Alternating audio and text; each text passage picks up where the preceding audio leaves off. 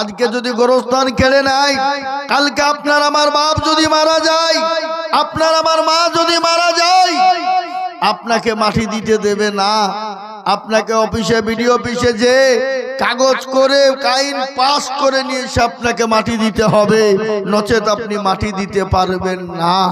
এই আইন তারা করতে চাইছে, তারপরেও তারা ক্ষান্ত হয়নি। পশ্চিম বাংলার মাটিতে বলে দিলেন কেউ যে 1.5 কোটি রোহিঙ্গা মুসলমান এসেছে, আবার কেউ বলছে 2 কোটি। কিন্তু এশায়ার করলো, এশায়ার করতে গিয়ে দেখা গেল কত 58,20,868 জন এশায়ারে বাদ পড়ে গেল, কাগজে তাদের নাম নিশানা নেই। কিন্তু তারা দেখলো এশায়ার করতে গিয়ে মুসলমানের নাম বাদ যায়নি, সীমিত কয়টা। তারা বুঝতে পারলো যে এনআরসি হয়নি, আবার তারা আন্দোলন করতে চাইছে। কিন্তু আমি আপনাদেরকে বোঝাতে চাইছি, তারা ওটা বলতে চাইছে যে মুসলমান বাদ পড়ল না কেন, কিন্তু তারা জানে না যে মুসলমানদের ডকুমেন্টসের কোনো ভুল নেই। মুসলমানদের ডকুমেন্টস আছে না নাই গো, জোরে বলুন, আছে না নাই? মুসলমানদের ডকুমেন্টস কি লিবে তারা? কাগজ 2002 কেন? তারা যদি মনে করে আরো 20 বছর পেছনের লিব তাও দিতে পারবে। তারপরেও যদি বলে যে না, ও কাগজ পাগজ চলবে না, তোদের দাদা, তার দাদা, পদ্দাদা, অমুক দাদা দেখা, সেটাও আমাদের দেখানোর ক্ষমতা আছে। যদি বলে কি করে দেখাবা? আমি বলি আপনাদের, যারা 20 বছর, 30 বছর, 50 বছর আগে মারা গেছে, তাদেরকে আমরা কবরে রেখেছি, রাখিনি? তাদের মাংসগুলা পচে গেছে, কিন্তু হাড়গুলা তো আছে না নেই? তাদেরকে হাড়গুলাকে নিয়ে এসে যদি আমরা মেশিনে ভরে দিয়ে রিসার্চ করি, তাহলে বলে দিবে এরা কোথাকার মাল আর কোথাকার প্রোডাক্ট, বলে দেবে না, দেবে না? হ্যাঁ, কিন্তু আল্লাহু আকবার। আর আমরা যদি বলি যে তোরা দেখা, তোদের কাগজের নাই, তোদের বাপ দাদা, তার দাদা, পদ্দাদা দেখা, ওদের তো দেখানো শেষ। কি বলছেন আপনারা বলুন, ক্ষমতা আছে? আছে? তার থেকে আরো বড় শুনালেন, ভারতবর্ষের জমিনে পৃথিবীর সর্বপ্রথম যিনি মানুষ, তিনি হলেন হযরত আদম নবী আলাইহিস সালাম। তিনি এই ভারতের জমিনে পা রেখেছিলেন। সেই নবীর আওলাদ হলাম আমরা। কোরআন বলেছে ওয়ালাকাদ কাররামনা বানি আদম। এ বাবা, আমাদেরকে দেশ থেকে তাড়িয়ে দেওয়া, বের করে দেওয়া, আমাদের মসজিদ, মাদ্রাসা, মারকাজ, খানকা, কবরস্থান, ঈদগাহকে কেড়ে নিবা, হ্যাঁ, দেশ থেকে বের করে দেওয়া অত সহজ নয়। ইসলামকে মেটানো যাবে না। ফেরাউন পারেনি, নমরুদ পারেনি, আবু জেহেল পারেনি, আবু লাহাব পারেনি, উতবা, মুগিরা, সাইবা পারেনি। এই যুগের বেঈমান তারাও হাজার চেষ্টা করলেও পারবে না। কেন? কেন? আল্লাহ মুসলমানদের পাশে আছে। আল্লাহ কোরআনে বলেছেন হাক্কান আলাইনা নাসরুল মুমিনিন। আল্লাহ বললেন বান্দা আমার হয়ে যাও, আমি তোমার হয়ে যাব। আর আমি যখন তোমার হয়ে যাব, সারা পৃথিবীটা আমি তোমার হাতের মুঠোয় এনে দেব। কিন্তু এই জাতির দোষ আছে বাবা। আজকে নামাজ পড়ে না, মসজিদ চিনে না, কোরআন চিনে না। আজকে ফজরের আমাদের দেশে রাত্রি 12টা 1টা পর্যন্ত ঘুম জাগি, অন্য কাজে আমরা রাত জেগে বেড়াই। কিন্তু আল্লাহর হুকুম যে নামাজ মসজিদে আজান হয়, আমরা ঘুমিয়ে ঘুমিয়ে আমরা বিছান ছাড়তে ভয় পাই। বলে শীতের টাইমে কি করে বিছান ছাড়ি? 8টা 10টা না এলে বিছান ছাড়ে না। কিন্তু আমি আপনাদেরকে বলে দিই, মৃত্যু কার কখন কোন সময় আসবে কেউ বলতে পারবে না। পারবে? চরমন বলতে পারবে? কারো ক্ষমতা নেই।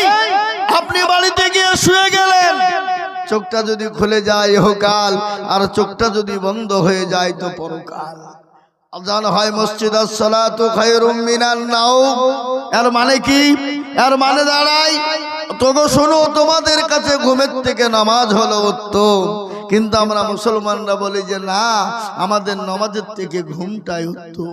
কিন্তু কখন যে এলান হয়ে যাবে কেউ খবর দেবে না। তোমার আমার যখন জীবনের গ্যারেন্টি নেই, তোমার আমার যখন নিঃশ্বাসের গ্যারেন্টি নেই, সুতরাং তুমি কেন নামাজ পড়বা না?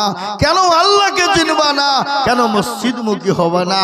এ বাবা, আজকে আমাদের শুনালেন আসসালাতু খায়রুম মিনান নাওম।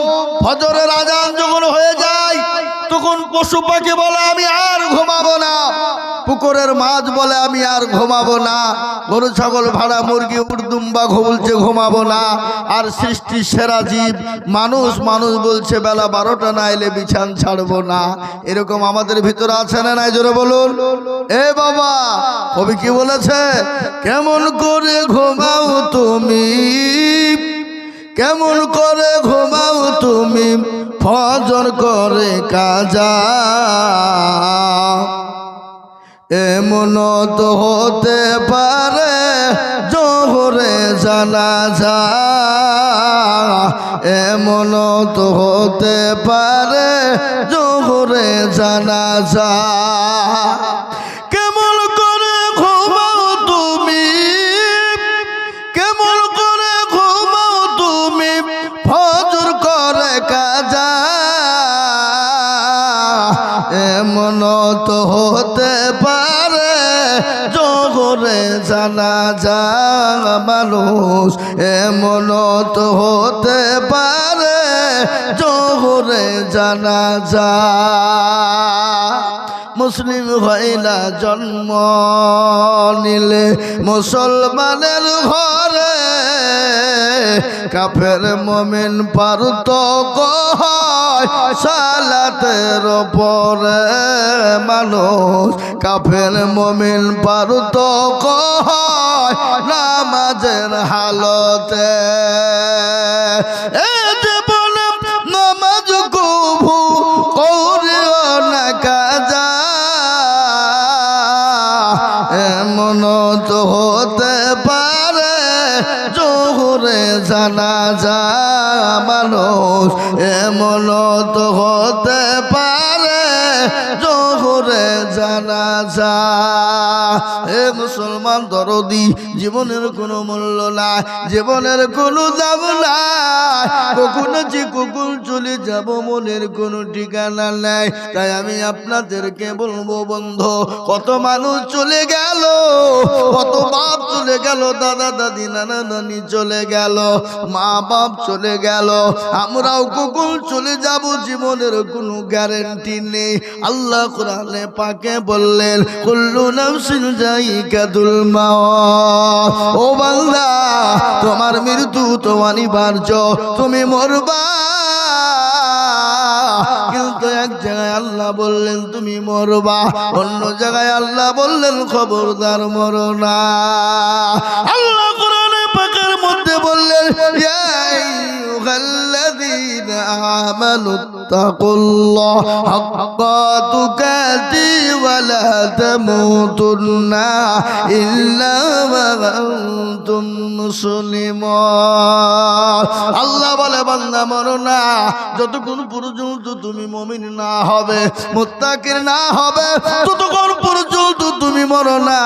আর যদি মরো আল্লাহ ওয়ালা মুমিন হয়ে মরো। মরণের পরে আর একটা জায়গা, যে জায়গাটার নাম হলো কবর। কি গো? সে জায়গাটার নাম কবর। আছে না নাই? আমরা মানুষ মারা গেলে আমাদেরকে কোথায় মাটি দেয়? কবরে কি না? ওই কবর তো প্রতিদিন ডাক। বিশ্বনবী জনাবে মুহাম্মদুর রাসূলুল্লাহ সাল্লাল্লাহু আলাইহি ওয়াসাল্লাম বলে গেছেন, প্রতিদিন কবর ডাকে। ওই কবরকে স্মরণ করে যারা, তারা কোনোদিন নামাজ ছেড়ে দিতে পারে না, তারা কোনোদিন মানুষের অন্যায় করতে পারে না, তারা কোনোদিন মানুষের চুরি করতে পারে না। আর ওই কবর কত কঠিন একটু আমি আপনাদেরকে শুনিয়ে যাই। আল্লাহর নবী, দয়ার নবী, বিশ্ব নবী জনাবে মুহাম্মদুর রাসূলুল্লাহ সাল্লাল্লাহু আলাইহি ওয়াসাল্লামের বিবি মা খাদিজাতুল কুবরা রাসূলুল্লাহর উপর মাথা দিয়ে শোয়া। রাসূলুল্লাহ দেখলেন মা খাদিজার চোখ দিয়ে পানি ঝরে যায়। রাসূলুল্লাহ বললেন, খাদিজা গো, তুমি কান্না করো কেন? কি হয়েছে তোমার চোখে কেন পানি? ও খাদিজা, আমি তোমাকে শাড়ি কিনে দিতে পারি নাই, তোমার শরীরটা ছিঁড়ে গেছে তালি বহু জায়গায়, এই জন্যে তুমি নাকি কান্না করো। খাদিজা বলে নবী গো আমি এই জন্যে কান্না করি নাই। বলে কেন, কিসের জন্যে বলো? বলে খাদিজা তোমার বাড়িতে 3 দিন আঁখা জ্বলে নাই, চুলো জ্বলে নাই, এই জন্যে তুমি কান্না করো নাকি? খাদিজা বলে রে রাসূলুল্লাহ 40 মণ স্বর্ণ আমি আপনাকে উঠিয়ে দিয়েছিলাম, জীবনেও কোনোদিন বলিনি নবী গো আপনি কোন কাজে ব্যয় করেছিলেন, কোন রাস্তায় খরচ করেছিলেন, আমি কোনোদিন আপনাকে জিজ্ঞাসা করি নাই। নবী গো আমি কেন কান্না করি আপনি শুনুন। রাসূলুল্লাহ বললেন খাদিজা বলো। বলে ইয়া রাসূলুল্লাহ ওই কবর বড় কঠিন, বড় ভয়ঙ্কর ভয়ানক। নবী গো আমি খাদিজা ওই কবরের মাটিতে কি করে থাকবো, যে কবরে বন্ধু নাই, যে কবরে বান্ধবী নাই, যে কবরে বিছানা নাই, যে কবরে বাতি নাই, যে কবরে সাথী নাই। ওগো রাসূলুল্লাহ আমি ওই কবরের মাটিতে কি করে থাকবো? নবী বললেন খাদিজা তুমি কোনো রকম টেনশন করবা না, কোনো চিন্তা করো না, তুমি কি জানো না আমার আল্লাহ তোমার জন্য ওই কবরের মাটিতে আমার 2 জন বিবিকে পাহারাদার রেখে দেবে। হযরতে মা খাদিজা চুপ হয়ে গেল। পাহারাদার উনি কি আনন্দে চুপ হয়ে গেল? না, আনন্দ নয় বাবা। কি কারণে? রাসূলুল্লাহকে বললেন ইয়া রাসূলুল্লাহ আমার আগে তো আপনার সঙ্গে আর কোনো মহিলার বিবাহ হয় নাই, নবী গো আপনি 2 জন মহিলা বিবি আপনি কোথায় পেলেন? 2 জন বিবি আপনি কোথায় পেলেন? রাসূলুল্লাহ বললেন খাদিজা তুমি জানো না কিয়ামতের দিনে জান্নাতের ভিতরে আমার আল্লাহ 2 জন বিবির সঙ্গে আমার বিবাহ দেবে। মেয়েদের ভিতরে হিংসা আছে না নাই গো? হ্যাঁ এ বাবা মেয়েরা সব ভাগ দিবে কিন্তু স্বামীর ভাগ দিবে না, সে যেই হোক। এ বাবা মাস্টার ডাক্তার মৌলবি হাজি গাজী যেই হোক, এ মুসলমান মেয়েরা তারা নিজের সব সম্পদ দিয়ে দিতে রাজি কিন্তু স্বামীর ভাগ দিতে রাজি নয়। আল্লাহর নবীর বিটি হযরতে ফাতেমা কোরআন তেলাওয়াত করছেন আর ইতিমধ্যে একটা কোরআনের আয়াত চলে এলো যে একজন পুরুষের জন্য 4 জন মহিলাকে বিবাহ করতে পারবে। সেই সময় মা ফাতেমা কোরআনের আয়াতটা ছোট করে পড়লেন, আস্তে করে পড়লেন, কেন তার স্বামী আলী যেন শুনতে না পায়। হযরত আলী রাদিয়াল্লাহু তাআলা আনহু তিনি মুচকি হাসলেন। হযরত আলী বললেন বিবি রে ও ফাতেমা তুমি ওই জায়গায় কোরআনের আয়াতটা কেন আসতে পড়লে? আমি শুনি নাই, অবশ্যই শুনেছি, কিন্তু ফাতেমা গো একজন পুরুষের জন্য 4 জন বিবাহ করা যায়, কিন্তু তুমি আমার এমন একজন বিবি, এমন একজন অর্ধাঙ্গিনী বিবি যে 4 জন মহিলার সমতুল্য তুমি একা। বুঝতে পারলেন না? বিশ্বনবী বললেন ও খাদিজা তুমি জানো না ওই 2 জন বিবিকে, কিন্তু মেয়েদের ভিতরে হিংসা বহুত, কিন্তু হিংসা তো আল্লাহ মাফ করেছেন, আল্লাহ নিজে মাফ করে দিয়েছেন, আছে না নাই? এ বাবা বলুন তো সব থেকে তিতা কি? কাক কালো কোকিল কালো, কালো মাথার কেশ, তার চাহিতে বেশি কালো মনের হিংসালেশ। নিমতিতা নিমতা তিতা আরো তিতা আর তার চাহিতে বেশি তিতা 200 দিনের ঘর। চাকা গোল পয়সা গোল, গোল আলু গোল, গোল আর তার চাহিতে বেশি গোল মনের গন্ডগোল। এ দরদি মুসলমান আমার আল্লাহওয়ালা ভাইয়েরা বাপজিরা, হযরত খাদিজাকে বললেন, খাদিজা ওই দুইজন মহিলাকে তুমি জানো? বলে ইয়া রাসূলুল্লাহ আমি তো জানি না। বলে তাহলে শোনো, একজন মহিলার সঙ্গে জান্নাতে আমার আল্লাহ বিবাহ দেবে, সে মহিলাটার নাম হলো আসিয়া।